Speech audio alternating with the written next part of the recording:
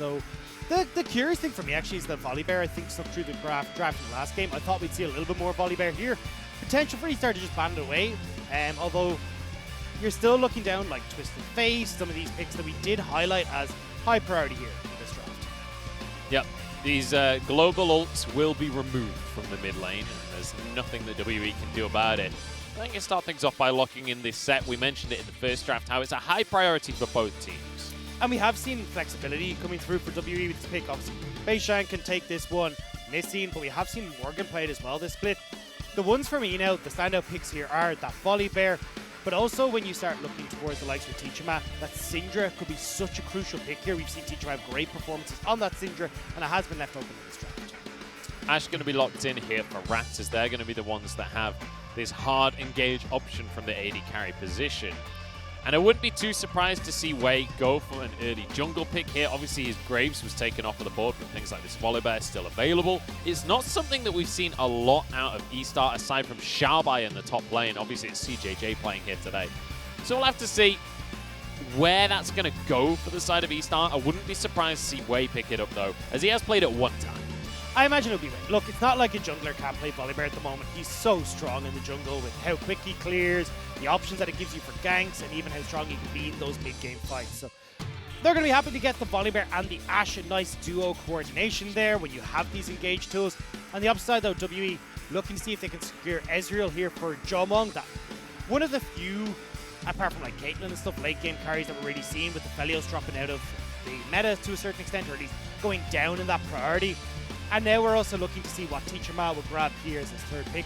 I personally would love to see either the jungler or that Syndra locked in here. And when we've seen so much priority, or at least attention towards this mid lane so far, I think, okay, never mind. I was going to say Syndra would make a lot of sense. The Syndra, he's saving as his playoffs pocket pick, I guess. He's not interested in that one just yet. Going with the Silas once again. It looked great in game number 1. But in game number 1, it was specifically against that Twisted Fate. It was picked as the answer. This time around, they're just going to blind it.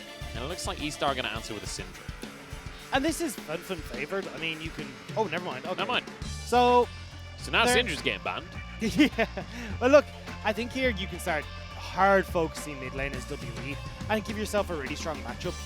Fun has played a lot of different champions though in this mid lane, so be curious to see what he does decide to go with. But Xiaoxi getting his hand on the Bard. Xiaoxi's a very good Bard player, and we have seen him put these hard carry performances in, so be curious to see if we can see something similar. And the combo that we saw in that last game between the Enchanted Crystallaro and those Tempered Fates, setting up eStar for success in those team fights. Well, we know missing for the Hook champions, that's where he made his name. And we are going to see the Nautilus banned away. And when you look through the top picks for Fun, we've got Galio, we've got Set, we've got Zoe, we've got Kassadin, we've got Karma, we've got Twisted Fate. Now we're getting into the very fringe picks. Every single one of those top picks has been removed, either picked or banned by either team, which means Fun is kind of stepping into unfamiliar territory here.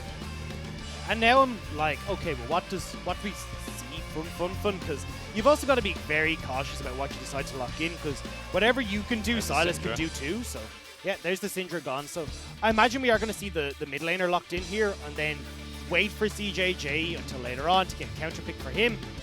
It looks like it might be the LeBlanc actually who snuck our way through the draft. Yeah, LeBlanc definitely fell out of favor in the mid lane. It was something that was very, very high priority at the start of the split. We're seeing less and less of it, though. Is the Renekton going to be the decision here for CJJ up in the top side, but also a takeaway from Morgan? So if I'm now on WE's side, there is the opportunity here to go towards something like the Kennen, which I think could work super well, because you can go aggressive against the Renekton in the top lane. As everyone from eStars is jumping in, you get this easy Maelstrom as well. And we've seen it from Morgan in the past. Plus, look at the setup that you have. Well, I was going to say you got great dive buddies, but Wukong also does just that. Yeah, I mean, he still fulfills a very similar role in a team fight as the Kennen will. Just not quite as dominant during the laning phase. So Morgan will be bullied a little bit by CJJ during that early laning phase, but I'm sure Morgan will be able to survive that one. Now missing, looking towards the Leona. We know how much he loves these hard engaged champions. And it sets up for a very dive-focused composition from WE. We've seen, though, in the past that Bard, if he's able to use that Tempered Fate to slow down this engage, where you can pick off, say, the likes of Beishang on this set, where he's slow and our missing can't quite follow up, that uncoordinated engage can be to the detriment of WE, and eStar can capitalize, especially when you've got something like an Azir, this last lock-in for Funfun. He's going to be so good at resetting these fights, so if you're not getting that quick 1-2 combo, you can have eStar run away with these team fights. Well, if there's one thing Set's good at, it's the 1-2 combo. That is his passive after all. It's true, yeah. So we'll have to see. WE certainly with a lot of all-in potential. Every single one of these champions wants to go in. Even the Ezreal, while you know him as that ranged carry that wants to kite, when the rest of the team goes in, he can definitely follow up on that kind of play. So eStar, it's going to be about trying to kite out a little bit and trying to survive some of the all-in engage that we'll see out of WE. That'll be the question, is can they pull that off? And now, for eStar as well, there's a good amount of counter engage. If the fights go on a long time, they're going to be feeling really good. And they've also got some decent late game scaling as well now, thanks to that Azir. So this is really going to come down to how these 5v5s work together. And if we get to that later game point where the Azir is going to have that big carry potential, the problem that we're seeing though an awful lot of the times at eStar is that when they get to those late game fights, they're not quite able to set up to allow something like an Azir or even Rat on this Ashe to have, or at least enable their full potential. So this is where eStar are going to have to work it out for them, because one false mood and WE are going to take them down. Rat did look amazing in game number 1 though. He's been really impressing me, or at least has really impressed me to date with Jhin.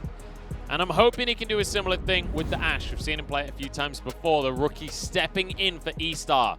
We'll see if he can maintain this performance as we jump into game number 2. And eStar, they started things off well in game number 1. We need to see a repeat of that game 1 early game. This time, they need to try and close things out.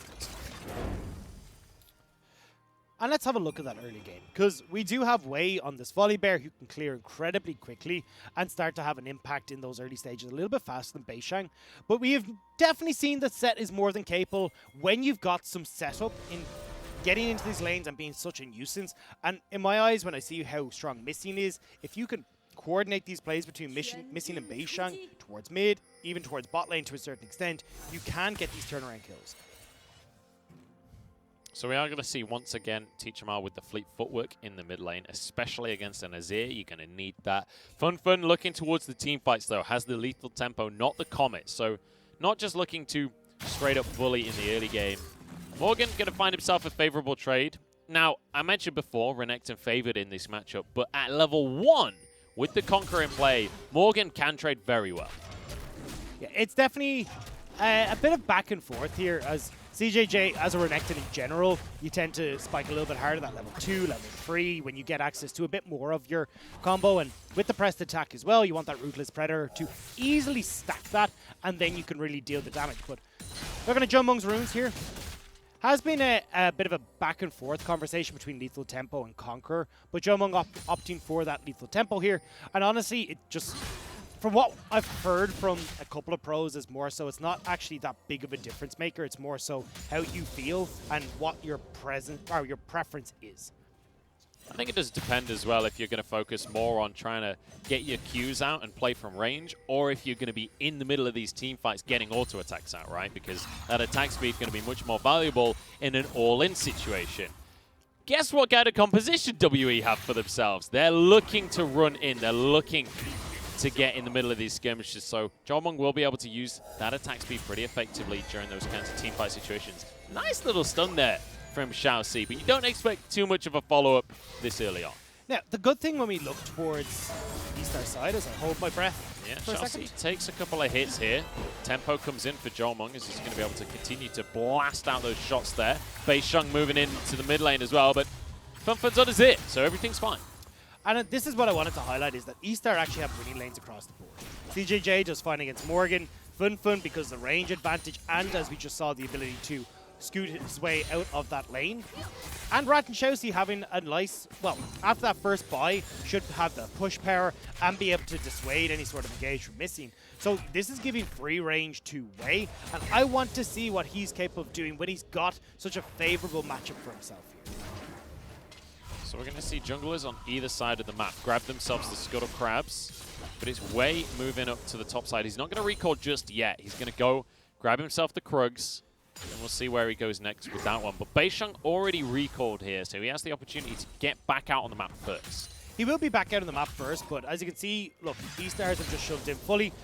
Wei will be able to pick up a little bit more of his items. Obviously, clearing that Krugs, he'll be able to either go towards an extra boots or something like a Ruby Crystal. I think he might just be shy on, but it still gives him a little bit of an advantage here if you end up in this 2v2 where Wei will just have that slight edge on the items, but I don't think it's going to make too much of a difference here as we start to move forward. So Dagda, game number 1, we saw, I think it was by 30 minutes, there was about 45 kills. I was going to ask, are we going to see the same thing? Fun is worried that that might be the case here because the flash has come forward. Beisheng with the smite to slow things down. Fun surely goes down here. First blood for Beisheng. Great job from Beisheng. Having that Nimbus Cloak means that he's always going to be able to get in range after smiting to get the face breaker and can run Fun down and easing up a little bit of pressure onto Teacher Ma, who has definitely, with the Silas, added another champion to his team. Yeah, this is looking fantastic for him, and he's got the wave in a perfect spot as well. Fun should be able to shove this underneath the tower eventually, but Teacher is doing his very best to just freeze this as long as he can. And Fun now, with no summoners available, could be a prime target just for a regank from Beisheng. And that's what I'm thinking as well, Munch, is you can actually look to go towards your wolves. You're going to have these bottom lane camps spawning in just a couple of moments, so you can either move in after Raptors or go for a gank towards mid, back in towards your Raptors and finish off those Krugs. But Fun, a little bit wary of that himself, decides he needs a ward on that bottom side to try and dissuade that play. Yeah, going to be trying to spot out if Beisheng does try and move in here. Xiaoxi returning to the lane, obviously on this Bard. You'll see him zipping about the map every now and then. Jomung trying to get what poke he can down whenever he can. And he will have a little bit of a CS advantage in that bottom side as well. Obviously, the numbers are even right now, but the wave is pushing in towards Jomung, so he'll have an opportunity to build a little lead for himself there. And I want to say, like, echo your point there, Munch, of I want to see both these supports getting out on the map and having influence. When you're in an Ezreal lane, you want to try and roam as missing. You've got so many advantages. Jomung can farm from range, even go to stop the back here. Nicely done by Jomung. But it's tasty. It does mean, hey, look, missing can have impact towards this mid lane. You've now got Flash blown onto Fun for another, what, 2 minutes? Or 3 minutes even. Make these plays work. Start setting yourself up with these advantages and working in conjunction with Beisheng. Even if it means going into the enemy jungle and trying to invade onto Wei, but they're going to start things off nice and lightly here first with this dragging over their way. You know, it's not been that exciting of a game so far when somebody's recall gets stopped and I'm like, oh, we got some action. That's the best we get so far. From an analyst point of view, though, it's like, oh, he stopped the back, he can't get that first item purchase. Now you got Jomung, who's actually opting for the pickaxe over the tier, so he's got more battling power, which is why they're going for Dragon. But yeah, I get excited by stupid things. He sold a biscuit. He sold a biscuit. As an analyst, you should be excited. That's another chunk of gold going the way of Rat. Still going to keep 2 biscuits, though. So, you know, investing in future money or mana regen or health. Huh? Well, that's actually like the argument a lot of the time for the Inspiration 3 is that it's kind of this investing in the future because, hey, look, you got your Futures magical market. footwear. Well, Futures market is here. kind of more about like, hey, my first item spike like a Victor is super important, but like I get my magical footwear. It's cool. There's gold that can come into it. And as you said, selling biscuits, where there's a bit more gold that I can sell as well, even if I don't end up using them in the trade. So, I mean, that's kind of the where Inspiration 3 is like, hey, look, it's a lot more about getting some of this gold in your favor. We've got Wei moving down to the bottom side of the map here. Missing's going to face check this one. He is on Leona, but that's the arrow flashed away from. But he's flashed into a wall there. He's probably going to go down for that one. Eclipse still in play, but that's going to be a big old bear jumping on top of his head. Now Beisheng looking to answer the play on the top side. CJJ is the target and a showstopper. Slams him down. 1 for 1 across the map here. Xiaoxi trying to now zone Jomung off of this bottom side though, so eStar can capitalize on the plates. It looks like they're going to do just that on the top end as well, although Jomung might be able to try and force this back. He's close to 6 and can clear out the wave if he can get access to that barrage. They might even move on towards that Herald here, but it looks like the recall's just going to come through from Morgan. They don't want to overstep on the play here. Jomung just trading, desperately trying to keep these plates alive, as you say, will be able to do so. Let's take another look at what happened. Look, CJJ trying to trade too aggressively. He doesn't. I like that he didn't use the flash here because you can have a lot of catch-up potential coming through from Beishang, even with that face breaker. He can get through, come in again with the ultimate and really stop you from escaping. So CJJ realizing he's dead, but he's doing a good job, at least in this top side, of getting an advantage for himself. 25 CS lead at the moment. He's going through that towards that Blade of the Rune King, which will keep him relevant for far longer in this lane.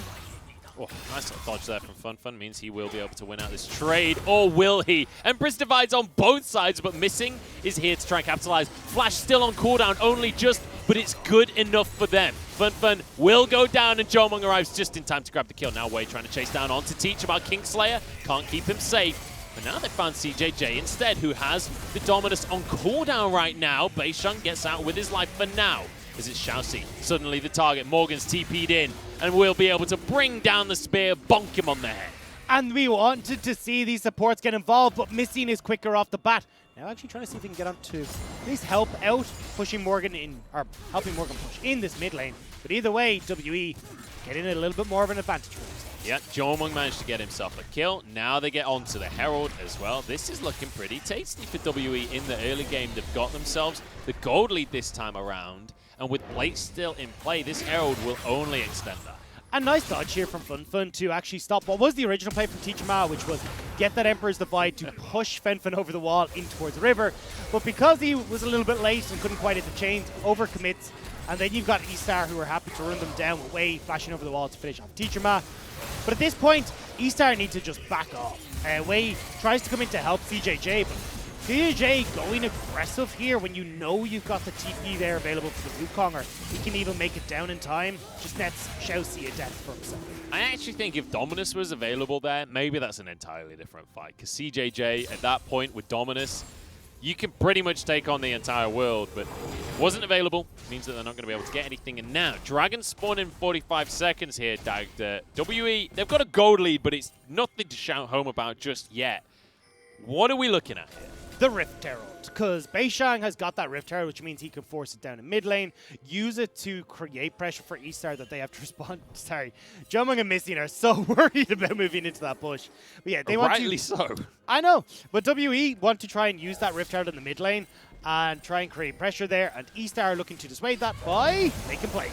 Missing's the target, but he's very tanky. I don't know if he's the best target. Xiaoxi, showstopper underneath the tower, and now you see Beishang just chasing for Rat. They're going to be able to finish off Wei, guaranteed. Can they get the bonus kill as well is the question. Double kill for Jomong. Rat gets out with his life. Dragon's up in 2 seconds. You mentioned the Herald. It's going bot this time. WE want everything. FunFun has his flash, so Morgan shouldn't be able to get onto this Azir. Teach him off in the wings as well. WE, they're going to have their cake and they're going to eat it. Exactly. You've got this Rift Herald playing the bot side. Jomong getting accelerated, which is fantastic for him with all these plates. They get the Dragon, they get the pressure mid. It's all coming up WE in game number 2. Feels pretty fantastic right here for WE. They're going to grab themselves that Drake. It's a Mountain Soul as well. So something worth fighting for there if WE can maintain control. They're about 2,000 gold ahead now. And most importantly, the gold is all going the way of Jomong. As Ezreal, you love to see this. You love to get these early items in. It just feels fantastic. I was just thinking, I can't wait for that little graph to pop up that says how far ahead Jomong is. Because between plates, between the kills, and even, I mean, he's a little bit behind in farm, but that's not going to make a massive difference. He is so damn big right now. Manamune completed, Sheen completed, even the Onion Boots of Lucidity completed, which will give him a bunch of extra CDR at the moment where he can play so aggressive right now. Like, this is perfect for Jomong. And once he finishes that Iceborne Gauntlet, it's going to be very difficult for eStar to try and engage on top of him because CJJ and Wei just won't be able to close that distance. Teachma, I wasn't sure if he was going to try and make his way over the wall there onto FunFun. It's not going to happen. But you can see Beishang moving to the bottom side of the map here, potentially trying to set up a play, maybe even a dive. Definitely just trying to get control. As long as you even threaten the dive on the bottom lane, especially with only that single plate left on the tower, WE can get this, and then you can start to get your rotato potatoes out and move up towards that top side, look towards the next Rift Herald, and try and solidify a bit more of those wins. Now, when you say rotato potatoes, are we talking like the little smiley faces, the little waffle things? Or? Yeah, I don't know what they're called.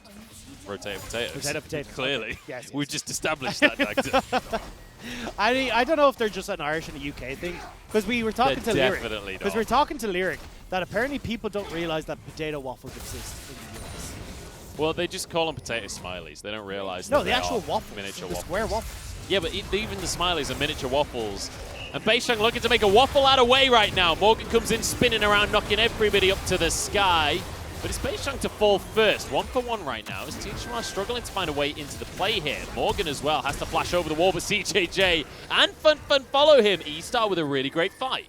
Nice job from eStar to turn that one around. And now they can put a little bit more pressure. Tichima, can he get out? He knows what's up. He knows that he was in trouble there. So teleports out, zips away from the play. Just about managing to escape. But hey, we said, look, WE are looking to start moving around the map. They want to solidify these leads, but right, nice read from eStars to shut that down. In the meantime, Rat just tried to make a solo kill happen in the bottom side as well. Went for the crystal arrow, didn't quite connect onto Jomung though. Jomung still had the cleanse, so a brave call from Rat. I don't know if Jomung would have had too much issue there, especially with how strong he is. You see there, maybe wins. 5 turret plates. He's already got that Iceborne Gauntlet now completed. He just picked that up. I know he didn't, but he does have that Iceborne Gauntlet completed. And here we go. Here's the replay of this fight where Chelsea already have to make it up towards this top side. And Morgan going a little bit too deep on this play when there's just so many members of eStars that are able to turn this around. Nice tempered fate there from Chelsea as well to just start this off. Here we go. Tichima's on the wrong side of this play right here. Has a Dominus, so at least he's a little bit tankier and does return a good amount of damage. Beishang arriving, but he's just a split second too late there. It means the top lane, or the mid laner, sorry, goes down in the top lane instead. Xiaoxi might be the answer here, but Jomung can't quite finish off the kill. Morgan's still down in this bottom lane though, going to start pushing in towards this tier 2. WE can threaten this mid lane structure, but yeah, eStar are starting to find these picks, starting to creep this gold back a bit over towards their side.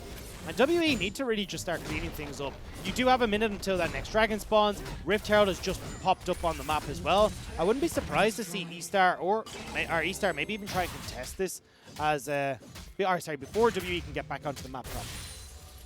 It's going to be 55 seconds until that Drake. Importantly, there is a Herald on the map as well. Look at Jomung's gold on the left of your screen. My goodness. I mean, CJJ is very close to him, but when you compare him to Rat is all the way down to the bottom. There's a 2,000 gold difference between the 80 carries. But Fun is doing a pretty good job for himself. And, oh, hang on. No, it's not going to kill him, but either way. Hey, you talked about the dragon coming up in 30 seconds. Yeah. That delayed recall could be a big impact. Exactly. And as you're looking at Fun, who has the Nashor's Tooth now completed, also got that Lost Chapter. Well, won't upgrade to the Luden's Echo for a little while, I assume. But still, you're going to be in really good shape here for Fun as we move into these fights. And remember what we talked about where WE are looking for this very quick combo between Morgan, Beishang, Tichima, and Missing. Well, if you can try and dissuade that as Fun reset this fight, have Xiaoxi using this Tempered Fate to make it a bit more, less coordinated on WE's side, that could work out great. Jomung dodges out from the arrows, missing that's the target, but Wei went way too deep on this one. Solar Flare on 4 people, but CJJ surviving and getting into the team as Morgan tears through everyone on the back line. CJJ cannot take on the enemy top lane, and now he'll be locked up and taken down as well. Emperor's Divide though, Fun looking to make the play onto Tichima. It's 2 going their way. Missing will fall as well, but it's all on Jomung. Jumps on in, answers for the kill, but Missing falls as well. And Rat's the only one left. And somehow eStar managed to turn that one around. Xiaoxi went down with his Tempered Fate, and I called it quits for eStar. I thought it was going to be WE all around, but Fun with the hero play on this Azir will mean that eStars will take the fight and they'll take that dragon. That was damn close, but eStar come out on top in the end. Rat, the entire time, was just free firing in this fight. Got himself a triple kill and got himself some much needed gold. And as we talked about, trying to answer for how far Jomung was ahead, but Xiaoxi here, I thought, okay, this is where we're going to see the Tempered Fate come in, try and separate out this fight, but you look at how much that combo can work out for eStar. Luckily enough, Rat does manage to escape, and then when we get this turnaround play coming through from eStar, Fun free hitting onto multiple people here. Fantastic call to realize, hey look, with this Emperor's Divide and me being able to flash back over to safety, we can turn this Rat. And eStar just about managed to eke out that fight. Jomung doing his best there. I think the panic flash at the end as well. It was a damn close fight, and you can see the damage numbers. Both Jomung and FunFun trying to carry that fight, but Rat was there just beneath the top damage, trying to get those autos in and managed to get himself a triple kill. Now, with a huge injection of gold, he's going to be feeling much better. He went from a Blade of the Rune King to a Blade of the Rune King and a Runehan's Hurricane on top. Yeah, triple kills would do that to you, you know? So now we're moving in with FunFun. We already highlighted how strong he is. Phoenix Codex now in hand. He's going to be working up towards his second item as well. So we're starting to see that late game creep coming in from eStars. And with a couple of mistakes from WE where it hasn't been as clean, eStars are capitalizing. eStars are feeling pretty fantastic right now off the back of that fight. Nash's Tooth there in the mid lane for FunFun. And he'll be heading towards his second item as well shortly.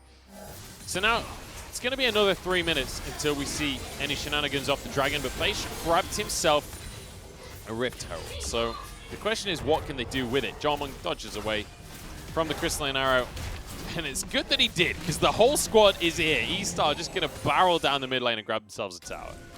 A lot of flanking members from WE. I thought we might have seen an engage there, but eStar do a good job of getting out of that. So tower goes down, eStar find themselves with that gold lead, and now, I mean, we're looking at 3 minutes until that Dragon. However, there is still like the likes of that Baron that's starting to come up. We can still see a bit of shenanigans as both teams will be looking to try and get vision control around that, because between the composition that WE has and also what eStar have, they can take this objective very quickly. So my question is, when we've got things like an Azir in the game, it always feels like scaling generally will go in the direction of that Azir. And Ashe does very well in the late game as well. But at what point does that come up through here? Hang on. We got Wei caught out in the jungle. Rat's here to try and support him, but doesn't have the damage right now. Kill goes the way of Jomung, and he wants FunFun as well. Jumps over the wall here. FunFun getting out with his life, but Teachama flashing. Won't quite get the kill, though. It's only going to be one pick for WE. I don't think that's enough to try and force anything. And Space Junk, I'm pretty sure, was trying to walk. I have a feeling he was as well, but either way, you can still use this Rift Herald. It can go towards mid. Actually, TP now to try and keep this mid turret safe. I think it went top.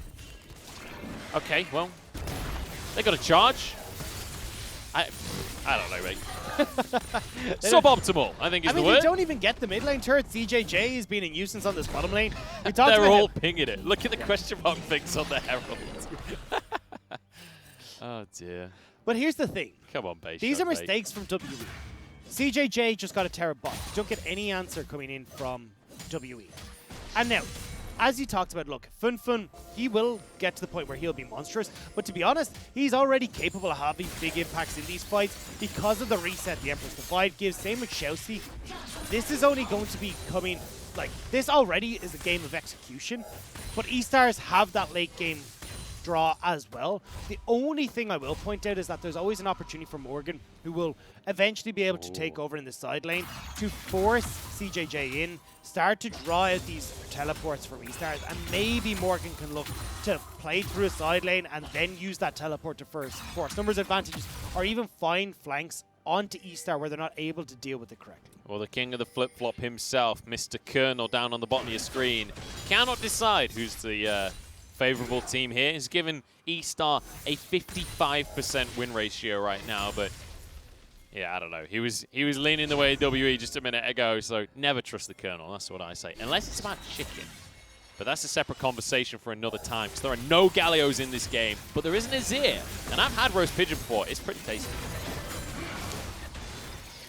WE got Teachama looking for that big engage, but here we go. Showstopper onto everyone. There's Facebreaker. What a wombo combo. Shousy's like, stop, everyone, whatever you're doing, stop right now. FunFun is the one to go down. WE win out the fight here. 3 of eStar get away. And that's the combo Shousy needs to be able to stop. That's what FunFun needs to try and disengage from. But when it comes that coordinated, that quickly, blink and you've missed it as your health bars are gone out the window. That looked fucking great. WE, I just swore on broadcast. I'm sorry, everyone. But it did. I'm not wrong. Twice now. Twice. Twice recently. I'm going to get fined. I'm going to get fired. Oh, well. Dragon goes down here. WE on soul point for themselves. Xiaoxi with a great tempered fate there, but that kind of combo, that's what we know WE for, the coordinated team fight. And it looks so good. Beishang sitting here waiting for the perfect moment, grabs Wei, the biggest guy on this team, flashes in for the face breaker, and here you go. Just how quickly this can turn around. Teach him as well, crucially, having the ultimate from the volley bear adds a little bit more depth, especially when you got that true shot barrage across the entire team. It is disgusting to watch. Just the wombo combo there. Morgan spinning around in the midst of everything as well. And well, we were talking about the AD carries. We're talking about a bit of gold going the way of Rat, but Jomung once again takes the lead. He's now got himself that death stance. So that 3-item spike that we always talk about with Ezreal's, Jomung isn't going to get any stronger for the rest of the game. He's now firing on all cylinders. He still will ramp up a little bit, though. Like, you still heard. But it's in context of the whole game, right? Everyone else will also ramp up. So he is as strong comparatively to everyone as he's going to get. And I want to say as well, you've got that 3 Dragon Spike here as well coming through for WE, where they can now force these engagements at the Dragon. And already you can see with Morgan, he's going hell for leather on trying to find these fights rather than trying to deal with CJJ in the side lane. See CJJ pushing that wave all the way underneath the inhibitor tower here, now moving up towards the rest of his team, trying to find a flank. And WE got to respect that, moving away. As Teacherma answers on the top side, obviously the Herald hit that tier 2 well earlier on in the game, so there's a potential that Teacherma could finish a tower. I think he's just going to recall for now. Yeah, it's a little bit too far forward as eStar actually group is 5 and are pushing in mid, so maybe this is where Teacherma goes, okay, I'm going to look to trade, but there's the arrow. Arrow onto Missing. He's tanky, but he's against 5 players right now. Beishang moving into the play as well, but I don't know, it's not much of a play to move into for him. CJJ on the backline trying to finish off Missing. Will be able to get the 1 kill. Trades his life for it. In the meantime, Morgan doing a lot of work. Takes down Funfun. Somehow, WE have won this fight. I don't know how they pulled this one out of the bag, but Wei will get chased down by the Monkey King himself as the rest of the team goes mid. They can now shove in this wave. They could potentially even turn towards Baron as Wei will just about manage to escape, but Baron is on the cards for WE, and that's where they're going to turn. Yeah, Wei going to sprint off into the jungle, get himself to safety here, but Jomung is still around. They've got the damage to finish off a Baron. And Morgan is not letting Wei recall, and it's not because Morgan is trying to get the kill. He's just denying any chance for Wei to get over to this Baron and contest. And this is so well played by WE. And unfortunately for eStars, they got a little bit too greedy. They tried to go in towards this jungle corridor, as we're going to see on the replay. Nah, he'll be okay. He can hop back out of here. He's got empowered recall. He'll be grand. But when we look at the replay here, this is where it's eStar end up very separated. So you do have the pick that lands onto Missing, but watch where WE are positioned. Beishang comes in, he zones Rat, he zones Funfun. So there's not like there's a lot of damage that are coming through. Teacherma again is threatening that back line, pushes eStar away once more. So how much damage has actually come out from Funfun and also from this Ashe is pretty negligible before they hit the ground, and that's where WE are just able to get so much more damage pumped out in this fight. Morgan and Teacherma basically 2v4 during that fight. Great use of Zhonya's as well out of Teacherma to survive, and in the meantime, Jomung is able to just free fire onto the Croc, annihilate him, and then clean up the rest of the squad. Exactly, and that's the big difference maker here, is just the damage output from these carries is so damn high, and WE in that type of scenario, WE look to punish. Now they've got Baron, they can push in multiple different waves, and Jomung will at least crack open this outer turret. That's the second one under their belts, as WE can now rotate down to this bottom lane and get that last one. Remember a minute ago when I said that Ezreal's the strongest comparatively to everyone he's going to get? I wasn't expecting him to immediately fully buy a Blade of the Rune King on top of everything else, so I'll admit I was wrong on that one. Now Teacherma going to be the target, but Kingslayer keeps him safe for now. We'll jump away from the play. It's going to be followed as Jomung gets the kill down onto Xiaoxi. I don't think there's any way eStar can contest any more. Great true shot barrage. Funfun with a good ult, but he's taken down as a double goes through for Jomung. And now straight into the base. In fact, it was a triple kill for the Ezreal. 11-1 and 6 there for Jomung. He wants to not only match Knight when it comes to MVPs, he wants to add one more to his plate and try and take that top spot. And WE looking to close out this game. CJJ, you do not get to leave your fountain. Go back home, Mr. Crocodile, says Jomung. He wants one more kill. He wants some bonuses here as the Nexus will fall. And WE continue to climb those standings. They get their 9th win and they lock themselves in for playoffs. They are looking, well, it was a little bit shaky to be honest, but at least they have now added to that 9th win. We still have to wait to see what that result is from RNG versus Top Esports later. But honestly, with the way Top Esports have been playing and the unfortunate form for RNG, it does feel like with this win, WE have locked themselves in for that playoff spot. Yeah, I did misspeak there. They haven't technically locked themselves in, but they're on 9 wins, so it's very unlikely that they don't make it in at this point as well. They're on +7 game difference, so even if a team like EDG or RNG or Vici is able to contest in terms of a tie, on game difference, it's going to be very difficult to catch up to WE. And it's a little bit grim as well if you're a BLG fan or any of those guys, because those wins that were maybe looking like they could potentially push into that playoff spot with that